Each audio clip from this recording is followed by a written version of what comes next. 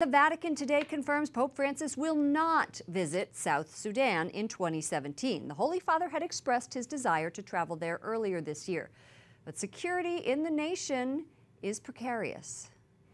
Vatican correspondent Mary Shovlin joins us from Rome. Mary, why did Pope Francis want to go to South Sudan?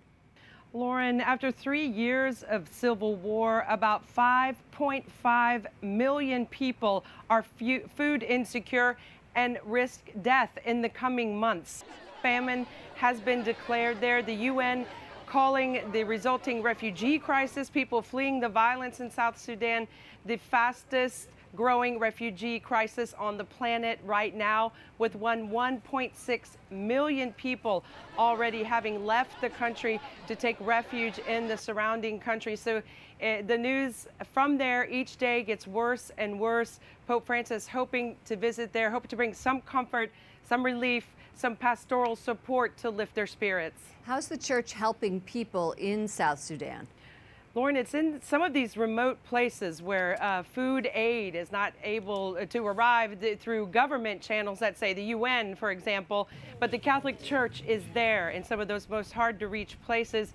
They have stayed there. They have stayed with the people, missionaries exemplarily being on the front lines of these challenges, serving everybody of every faith, trying to bring relief wherever they can. The UN having accused the South Sudanese government from prohibiting humanitarian assistance arriving to those destinations that are most hard hit. So it's the Catholic Church working where it can to bring relief to those who need it. So the church is there helping. What do you think world leaders can do to help this nation?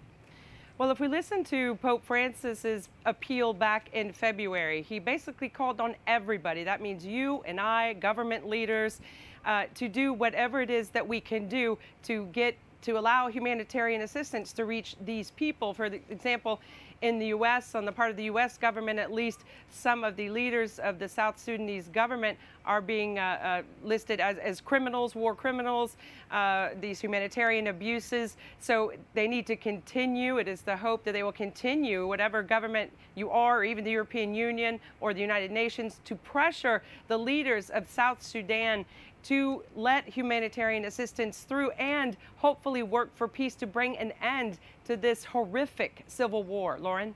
Mary Shovlin, EWTN News Nightly Vatican correspondent. Thank you, Mary. Thank you, Lauren.